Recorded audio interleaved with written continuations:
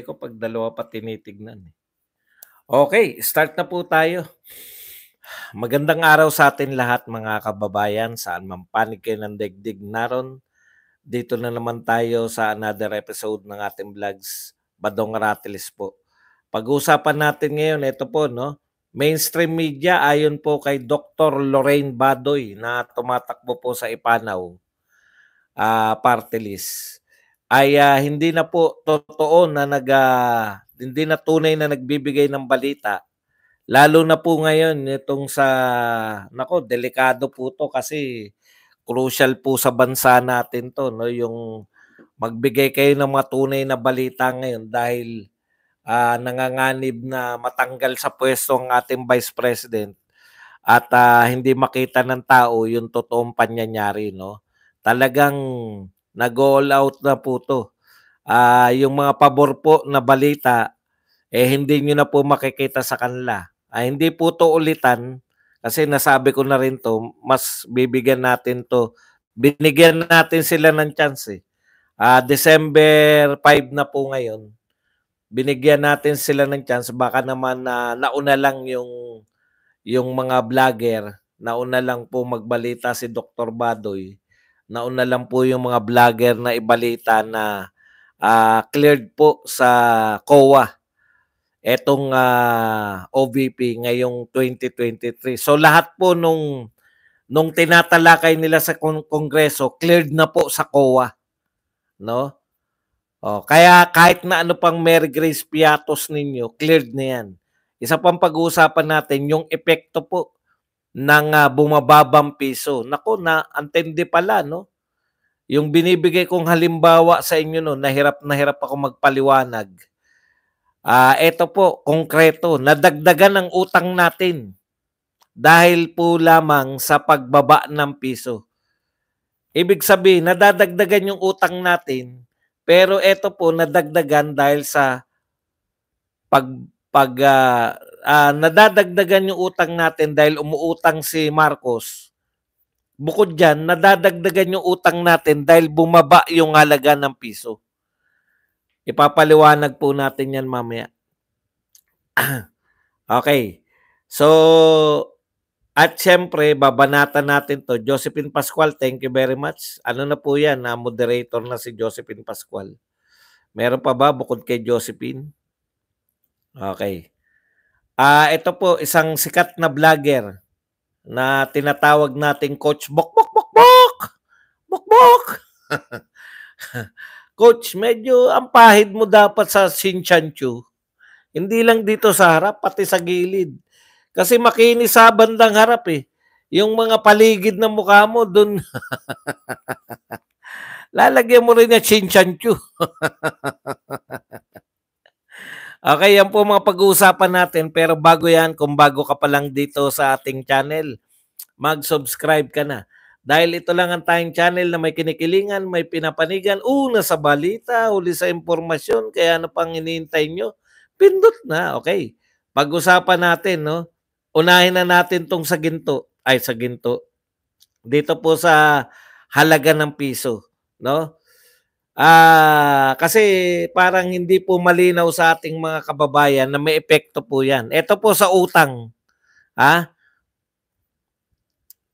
Umabot ng 16.02 trilyon ang utang ng Pilipinas nitong Oktubre ayon sa Bureau of Treasury. 16 trilyon na po ang utang natin. Okay.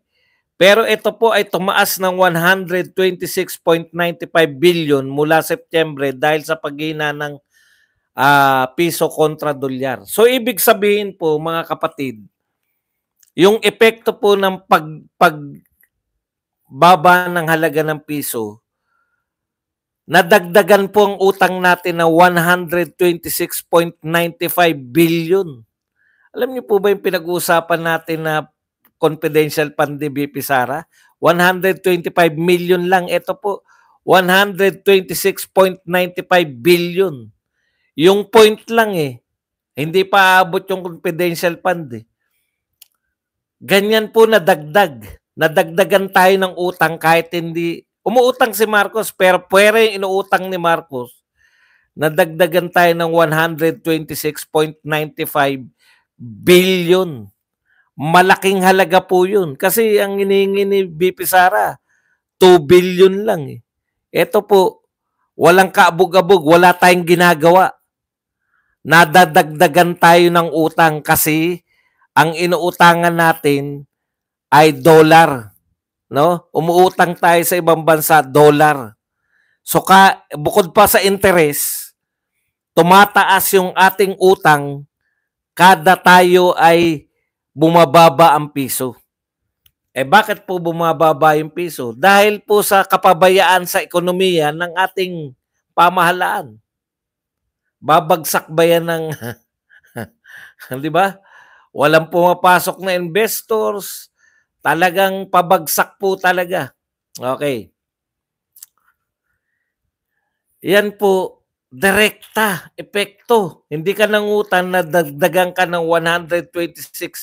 126.95. Isang buwan lang yan, ha? So, ibig sabihin, pag bumagsak pa ang piso, naging 60, dagdag na naman yan ng utang natin. Daan-daang bilyon pala na dadagdag sa utang dahil lang bumababa ang piso. Babayaran din po natin lahat yan.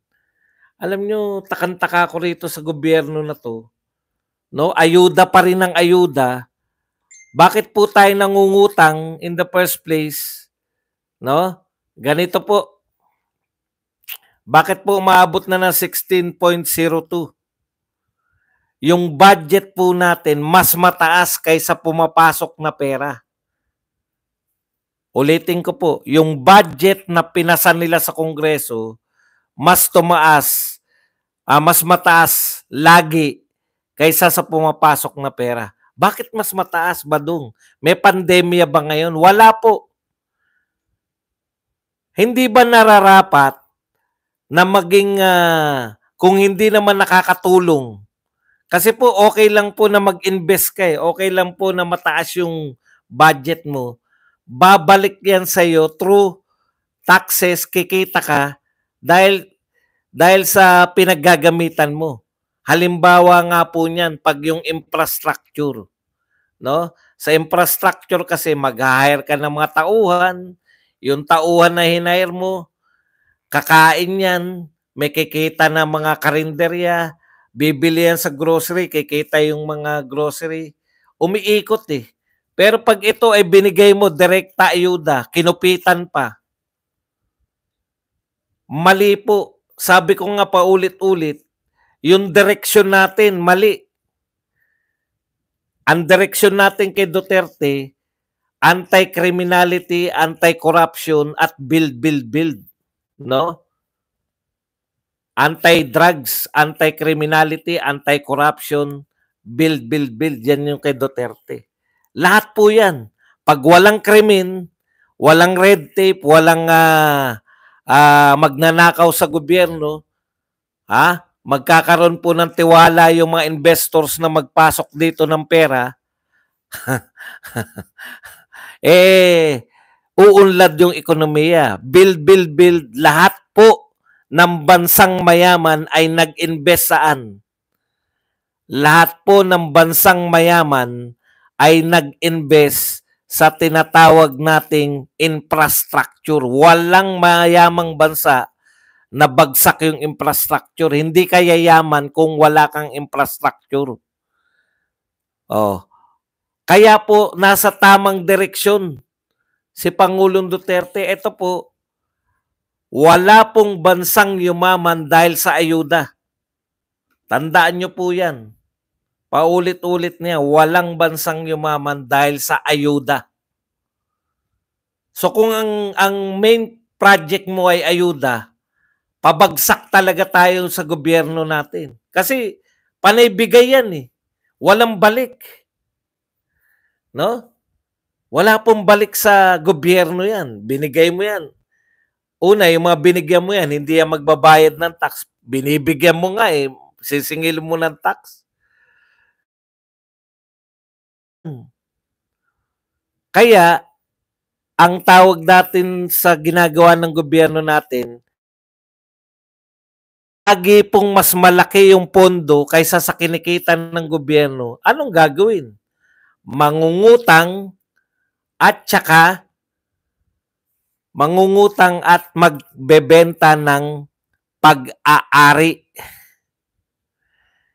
O kaya mauubos yung pag-aari ng bayan. Kasama yung binenta na yan yung ginto.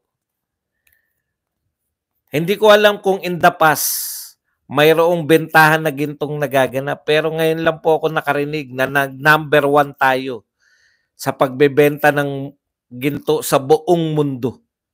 Buong mundo. Binibenta natin ang asset natin. Kaya 6 na taon ni Marcos, ubos ang asset ng buong Pilipinas. Lahat na ng imagine niyo, kumpara niyo na lang ha. Kumpara niyo na lang. Kailan justified na magbenta tayo ng ginto kung sakaling may justification? Nung panahon ng pandemya. Panahon ng pandemya, dapat kahit kung si President Duterte hindi magaling sa pera, lustay, panahon ng pandemya, pwede tayo magbenta, walang aangal. Bakit? Nang kahit na anong asset natin. Bakit? Pandemya. Pandaigdigan to eh. Eto ngayon, nagbebenta tayo ng asset natin, wala namang pandemya. Pinang-aayuda lang natin. Pero takang-taka ka, doble ng budget ni Duterte sa 2 taong may pandemya. Opo, tama po pandinig nyo. Yung 1 taong budget ni Martin. Tama rin ang pandinig nyo, budget yan ni Martin. Yung 1 taon na budget ni Martin sa ayuda, 2 taong budget ni Duterte nung may pandemya sa ayuda. Karamihan po sa atin nakatanggap ng ayudang malaki nung panahon ni Duterte. Karamihan ngayon. Kayo na lang mga viewers, sino sa inyo nakatanggap ng ayuda? Ngayon ha. Kaya hindi niyo maintindihan paano nangyari, no?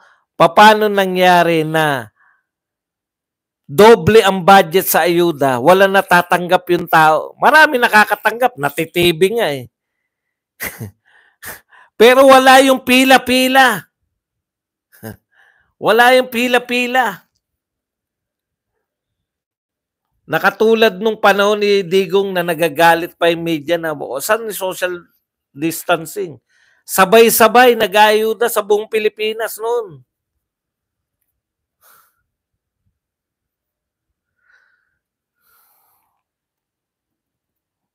Di ba? Sabay-sabay. Namimigay ng ayuda ngayon kung saan lang si Martin.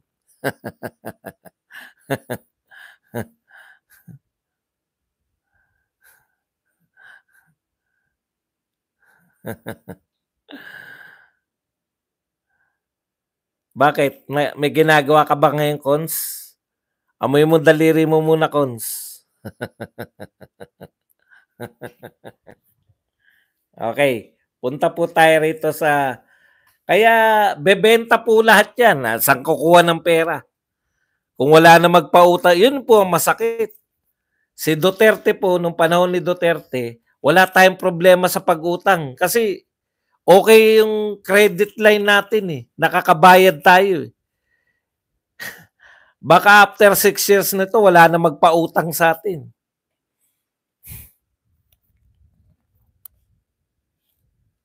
Okay, punta po tayo rito sa topic natin, no?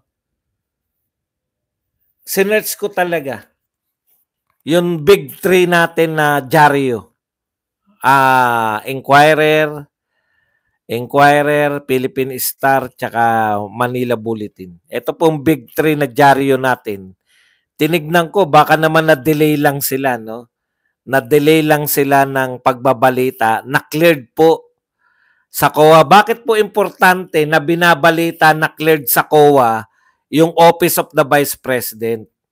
Para po malaman ng tao na walang anomalya sa paggamit ng pondo ng Vice President. Wala pong anomalya. Badong, wala palang anomalya. Sino si Mary Grace Piatos? Di tanong nyo rin sa mga nag-iimbestigan yan. Ang tanong, bakit hindi yan sinasama si Mary Grace Piatos kung talagang usapin yan? Bakit hindi kasama yan sa impeachment? Na dapat ma-impeach si BP Sara dahil kay Mary Grace Piatos. Di ba? Hindi nyo ba napupuna? Okay, balikan lang natin. Malaki pong balita ito. Dahil natatandaan ko nung pinagmamalaki lagi ni Lenny ito eh. Ang Office of the Vice President, unmodified,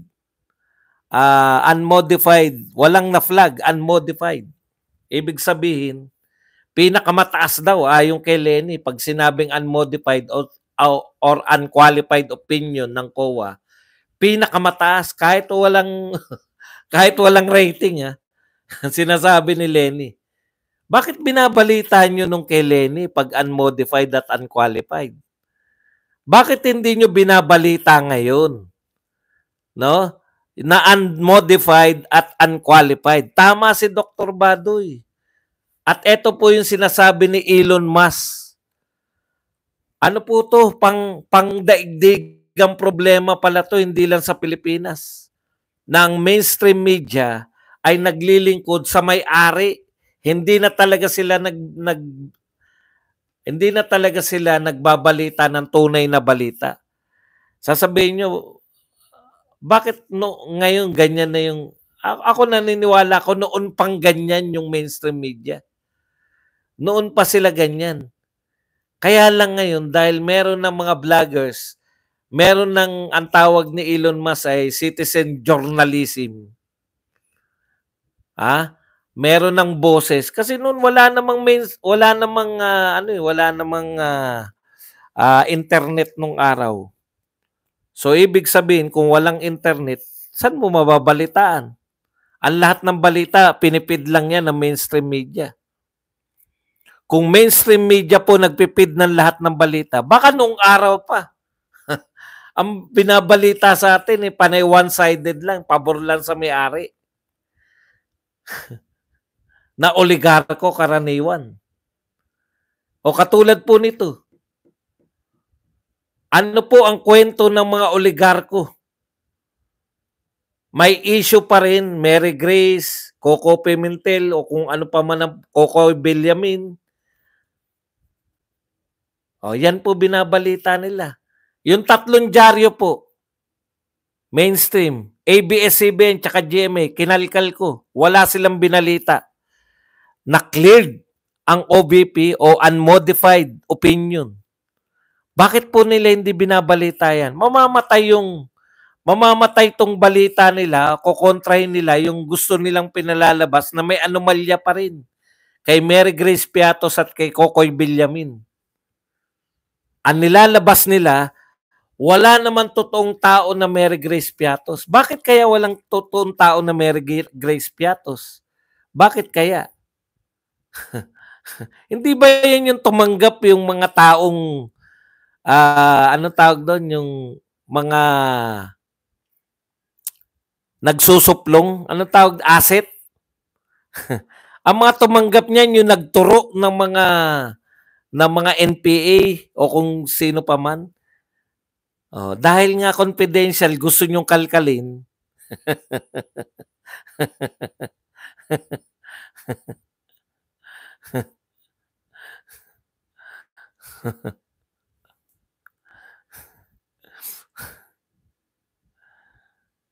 Kaya nga.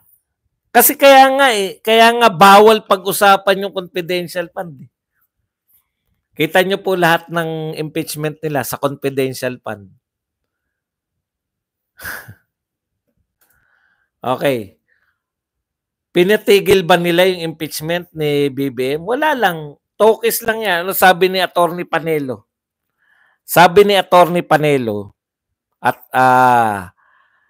nag-declare lang si BBM niyan para sabihin na hindi siya yung mastermind ng impeachment laban kay BP Sara. Kinukot ko lang si Attorney Panelo Hindi po sa akin to. Kasi ako sa tingin ko, gusto naman ni BBM talaga na matigil yung impeachment. Kasi siya po yung Ay, informant pala. Iba pala yung asset sa informant. Correct, correct.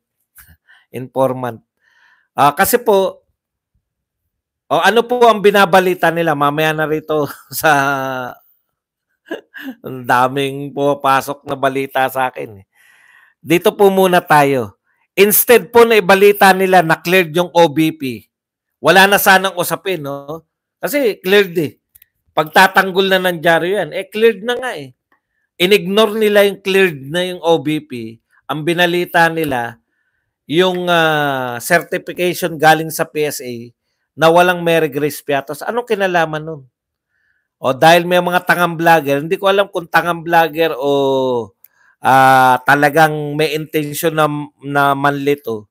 Makukulong daw si BP Sara dahil diyan kay Mary Grace Piatos. Paano makukulong ka makukulong si BP Sara pag kinasuhan nyo? Anong batayan nyo certification na walang Mary Grace Piatos? O kung walang Mary Grace Piatos, paano makukulong si BP Sara doon? Ano akusasyon nyo? Nagsisimula po ang pagkakulong kung meron kang nerereklamong kaso. Makukulong lang po ang isang kriminal kung kakasuhan mo siya. Ano ba, ninakaw ba? Kinain ba ni BP Sara yung mga pagkain sa Mary Grace at hindi siya malakas ba? Kumain ba sa Mary Grace si BP Sara at hindi nagbayad? Nagnakaw ba siya ng piatos? Ano ba yung inaano nyo? Pinoproblema nyo ron? Wala. Wala lang. Paano makukulong? Intriga lang yan para siraan. Kita nyo ganun. Ganun na kayo ngayon. Walang pinagkaiba yan si Sara Duterte yung dumaan dun sa Naalala niyo sa Commonwealth?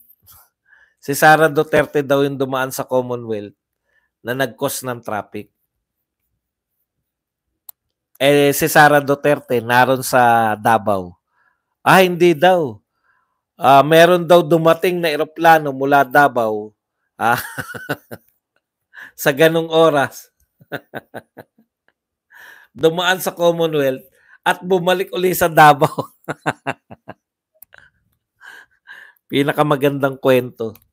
Sakit ng bato ko Bakit kaya? Panikain ko kasi ng pork chop. Inom nga muna ako ng mainit na tubig. Sumakit yung bato ko.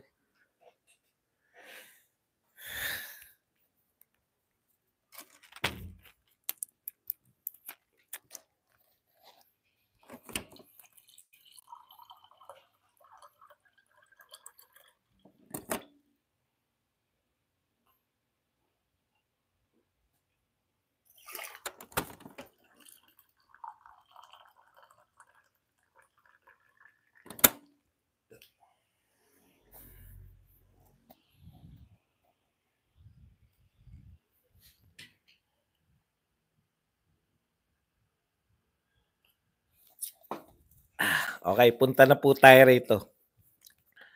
At isa pa pala, dalawa po yung inaano nila, kaya lang walang pumansin na yata sa mga Hindi na yata magets nung mga BBM vloggers. Yung isa pang pinalalabas ng media na gumastos daw po ng 397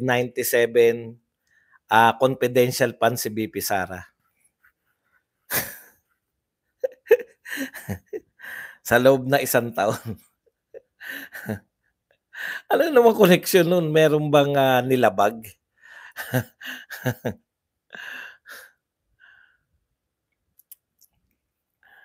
Yun po, kinere nila yun, yung tatlo na yun. Sabi ko, pare-parehas to. Pati nga yung mga pamagat, halos pare-pareho na rin. Mary Grace Piatos, wala raw sa PSA na pangalan Mary Grace Piatos. No, tapos yung isa pa yung Mary Grace Piatos, tsaka yung gumastos ang OBP ng halagang 397 confidential bond. Ano pong problema? Eh, binigay niyo yan. Binigay po ng Kongreso yan. Ngayon 2024 wala na po eh. Kasi alam na ni VP Sara, walang katapusan eh.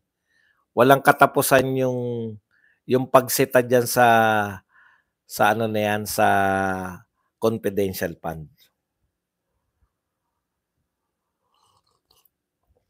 Okay, punta po tayo rito sa isa pang balita. Ito po yung sinabi po ng isang coach na isa pong loyalista, sikat na loyalistang vlogger na nagngangalang Coach Bukbuk Jarrett.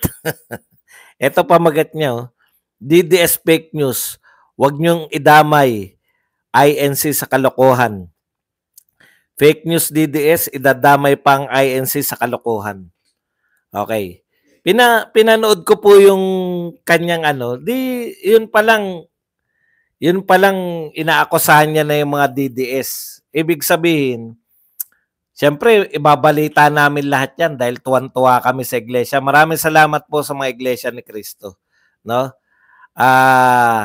Pangalawa mo na to, Jarrett, sa dalawang balitang tampok. No? Yung una, yung sinasabi mo na imposible raw na yung sinasabi ni Tunying na maging totoo yun. Kasi pwede naman daw i-announce ni President Marcos na, di ba, na wag nang mag-impeachment yung Kongreso, direkta raw.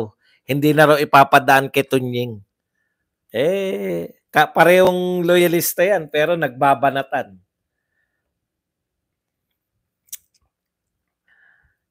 Kaya lang, mukhang may sariling lakad tong Jarrett. Ang point ko lang sa'yo, Jarrett, dapat chine-check mo muna. Ang problema, meron kasi siya yung maikli lang, 10 minutes, kaya napanood ko eh. Sabi ko, putya net 25 nga nagbalita niyan eh. Hindi naman sa amin yan. Actually, nabigla kami. Di ba? Ang mga punto niya ron, kasi raw palpak yung EDSA natin, no? Kaya sumemplang, ang dami niya sinabi. Galit na galit. Samantalang kami, naniniwala na hindi po siya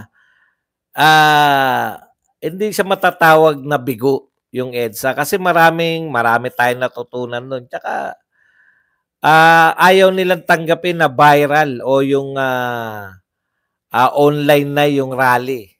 'Di ba? Yung mga umate na rally online eh. Sinabi ko na nga Coach Jarrett.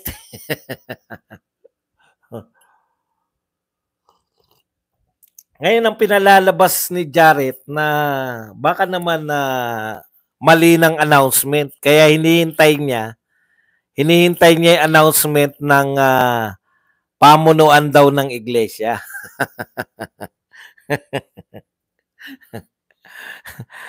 Gunggong ka pala eh. Talagang mahina utak mo, Jarrett eh. No? Ewan ko kung saan coach yan. Bakit sa sa luksong baka lang yata coach yan eh. Hindi mo naintindihan yung Net 25? Hindi po maglalabas yun. Parang SME na yan. Pwede bang maglabas yung kawawa naman ako. Sige, kawawa na naman ako. Ako pa rin ang kawawa. Mali na nga si Coach Jarrett. Ako pa rin ang kawawa. Ipagtanggol nyo pa. Ang usapin dito, hindi po namin alam. Kung sasabihin mo na nakukumbinsi namin yung mga iglesia ni Cristo, hindi mo kilala yung mga iglesia ni Cristo. Kami makukumbinsi namin. Mga DDS makukumbinsi yung iglesia ni Cristo. May sariling utak po yan. May sarili pong pamunuan yan. Nagulat kami. Hindi namin alam.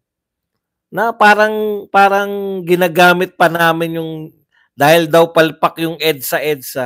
Ngayon ginagamit namin yung ginagamit namin yung iglesia.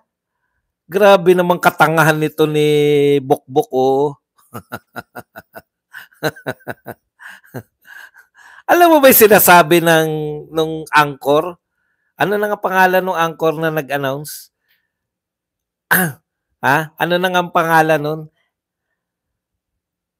Hindi po niya sinabi na sinusuportahan namin yung mga Duterte. Nelson. Sabi, makinig ka, bukbok. Ano nga sa'yo to eh? Pabor nga sa inyo eh. Sabi, sinusuportahan nila yung pahayag ni BBM. Kita mo doon pa lang. Sino raw sinusuportahan? Pahayag ni BBM. Bakit kayo galit na galit? Nagtataka ako sa mga BBM supporters.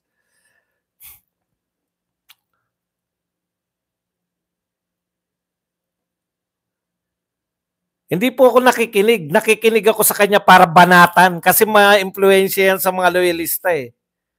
Okay. Yung statement po ni BBM, sinusuportahan ng Iglesia ni Cristo. Tapos kayong mga BBM ang galit, kami mga Duterte ang natutuwa. Anak ng tinapay naman, no. Parang baliktad di ba? BBM vloggers galit sa mensahe ng INC. Samantalang kaming mga Duterte, sabi na nga, kaya hindi mo nga maintindihan na sino talaga sinusuportahan ng mga to eh. Sabi ng iglesia, linaw, sinusuportahan namin yung pahayag ni, opinion ba o pahayag ni BBM na ayaw niya ng magkaroon ng impeachment sa ngayon, na gusto niya unahin yung mga problema ng Pilipinas. Sinusuportahan na yung presidente nyo, ayaw pa. Ayaw nyo pa.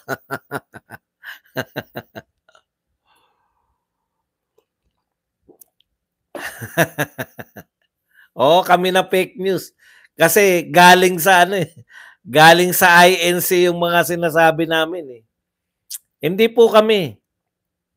Hindi kami nagsabi nun. Actually, nagulat ako, nagpo-program ako, di ba? Tapos may nagsabi sa inyo na yung INC may pahayag na ayaw nila sa impeachment. Hinanap ko, nakita ko. Hinanap ko, nakita ko. Baliktad. Kung sino pa yung mga member, mga BBM vlogger kuno, galit na galit nung sumuporta yung INC kay BBM. Actually, yung rally na yan ay suporta kay BBM. Na wag nang matuloy ang impeachment.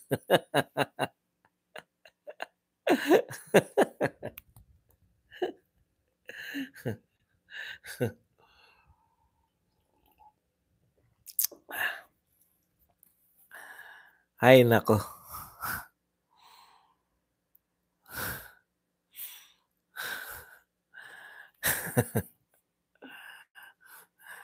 Bakit kayo galit na galit? Pati to, hindi nyo binabalita na cleared na si BP Sara. Mamamali kasi yung kwento nila eh. Pinopromote nila na may anomalya sa OBP, tapos maglalabas yung COA na walang anomalya. Tapos ibabalita nila. Yan ang media natin.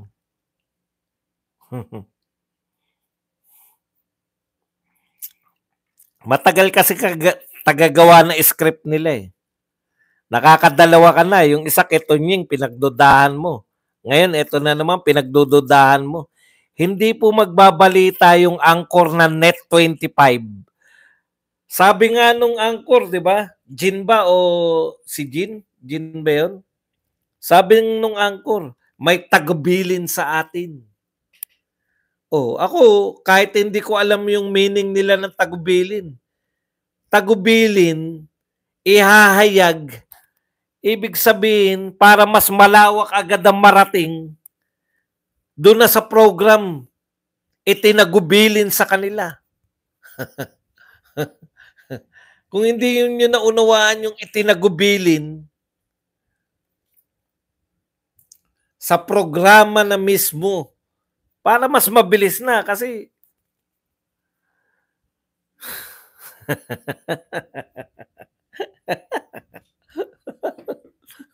Gin po. Kasama niya si Nelson.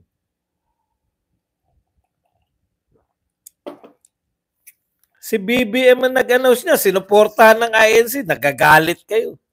Ano ba naman? Kung kami susuportahan yung sinasabi ni Duterte ng mga ibang reliyon, matutuwa kami. Si BBM na nga ang nagsabi na ang linaw na sinabi ng INC, sinusuportahan namin yung pahayag ba o pananaw o pinagdududahan ni Jared. Ngayon, ano na naman sasabihin mo? Pag naglabas na ng, gusto niya makita yung ano raw eh. Gusto niya makita yung mahina talaga sa research eh. Nagdududa daw siya kasi napapanood niya lang daw yun. Di pumunta ka sa Net25. Duda ka. Kasi baka chap-chap yan, di ba? Tama. Ako, ganun eh. Pag may nakita akong video, hanapin ko yung source. Ang dali pa lang na research na yan. Hindi pa yan yung research na kakailanganin mo magbuhos ng oras. Wala kang tiwala doon sa... Kasi malamang nakita niya yan sa Duterte vlogger. Na baka chinap-chap ng Duterte vlogger. Di pumunta ka doon sa source. Net25. Bugok talaga. Kung nasa Net25 na yan, pinagdudahan mo pa rin na hindi galing sa iglesia yan. Hindi po yun, ang Net25 po ay Iglesia ni Cristo na parang SME na yan. KOJC yun. Kinakailangan daw niya makita yung mismong pahayag na nakasulat. Bugok. Bugok talaga. Buti sana kung sa guest, di ba? Halimbawa, sa guest lang. Di ba? Guest lang yung tsaka yung in passing lang, halimbawa, yung sinabi lang ng guest. O kaya, kahit anchor, basta sinabi lang, ang pagkakaalam ko, baka mag-rally tayo. Hindi naman ganun eh. May tinagubilin sa atin. At ito ay papahayag mamaya. Mamaya daw eh. O eto na, sabi. Eto na po yung itinagubilin sa atin. Pinahayag na. Pwede niya ba sabihin na may tinagubilin sa atin? Sino yung nagtagubilin sa kanila? Kayo nga may iglesia, paliwanag nyo nga yung salitang itinagubilin. Ibig ba sabihin, nasa utak lang yan nung anchor? Pag sa utak lang yan ng anchor, sasabihin ng anchor, ito po ay ayon sa aking opinion, no? Ganon. Pero pag sinabi may tinagubilin, galing sa taas leader.